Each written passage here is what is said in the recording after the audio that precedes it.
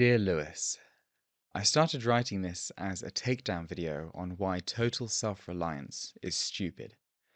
But by the grace of my higher power, I've ended up writing a letter to you. I want to start by saying that I understand. I am you, after all. And I know that you believe that extreme independence and extreme self-responsibility are the way to go in life. And that other people might mean well, but you can't fully trust them. And so you can't rely on them. You can't let them get too close, otherwise they're going to make some mistake, you're going to make some mistake, and then you're going to get hurt. You think that you can only trust yourself, and that any time you fail to meet your own needs is a personal failing of your own ability to look after yourself. You think you can only trust yourself, and that any time you rely on someone else to help you fulfill a need, you're a failure. And you think that failure is a personal weakness and a sign that you're just not doing this total self-responsibility thing quite well enough. You believe that you should be able to meet your own needs totally and wholly and perfectly all by yourself. And that if you're not able to do that, then that's a failing on you. I nailed that, right? That's how you feel. That's what you think at the moment. And I know that you're smart enough to understand that if I can understand you like that, then there might be something worth listening to in what I've got to say. And the first thing I've got to say is that I'm sorry. I'm sorry you feel so burdened by your life and that you feel you're the only person who could do anything about that. It sounds hard, and I know it's hard because I've been there. I've tried carrying all of my stuff and beating myself up any time I've ever failed to look after that properly. I've tried being ultra disciplined and never letting anybody get close. And it's not an easy decision to make, is it? Being totally self-reliant and extremely self-responsible. And I know that you didn't make it easily or willy-nilly. It was a properly considered decision, and that you think you're doing what is ultimately best for you. And I know that you've been hurt. And I know that you're still hurting, even if you may have pushed that painful part of you down and out the way and just leaving it over there so that you can get on with your life and get on with the things that you need to be doing. And I respect that. I respect that you've taken the hits from life and that you've kept fighting rather than crumble and become this pathetic person who relies wholly on other people to fulfill their self. And I know how much you despise those people who can't look after themselves and abdicate all personal responsibility, and how much pride you take on being different to them, on doing self-improvement, on looking after yourself. I know that you don't want my pity, and you certainly don't need it. You're highly independent and self-reliant after all. But all I ask is for you to be open to what I have to say. You don't even need to take it on. Your drive to be independent is right. It is good. You're doing the right thing in taking full ownership of yourself and your life and meeting your own needs. Because you are the only person who is responsible for your life. And it's gotten you great results. You've achieved a lot and you're only just getting started in life. You've gained skills, you've gained respect, you've gained autonomy. And that is something to be proud of. You are winning at life in all the external metrics. But how does it feel? How do you feel? Be honest with yourself. You don't have to push that away. How do you feel? How does all this material success feel? All of your sporting achievements, your academic achievements, your university achievements, your work achievements. How do you feel about all of that? I know they felt good. I know it feels good to succeed and to be competent at what you're doing. But how do you feel sitting here right now? You don't feel good, do you? Because all those achievements weren't enough. It never lasted, you know? And I know that you know that. because you're supposed to take total responsibility for your life. And so you're having all of this success, but you're not feeling good. And are you not supposed to take responsibility for those feelings as well? Do you think that avoiding those feelings is what someone who is totally self-reliant does? Maybe it's not. And I'm not asking you to change.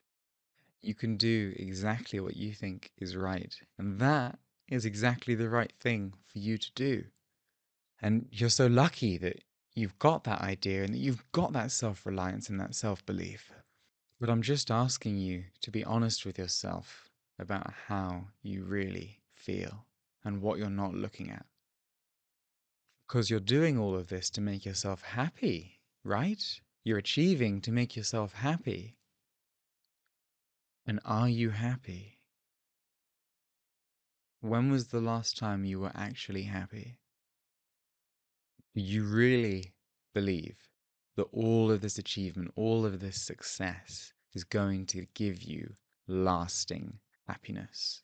Do you really think that the next thing you achieve, and you're going to go and fucking achieve it, but do you really think that then you will finally get there and you will finally be happy and peaceful and content and you can stop worrying and striving? When will you have enough? When will you be enough? Who can tell you that you are enough? You know that only you can tell yourself that you're enough, but you don't base your self-esteem on that. And you can't answer that in any other way because you're totally self-reliant. You are responsible for your life and your happiness. You can only tell yourself that you are enough. So why don't you feel like you're enough? You just always want more. You always think that that next thing is going to be what brings you finally peace and happiness, and your life will finally be enough that you can let go of this switch that you've got on to constantly keep striving. And you keep those wants within reasonable boundaries. You've got a good plan. You know kind of what you're doing with your life.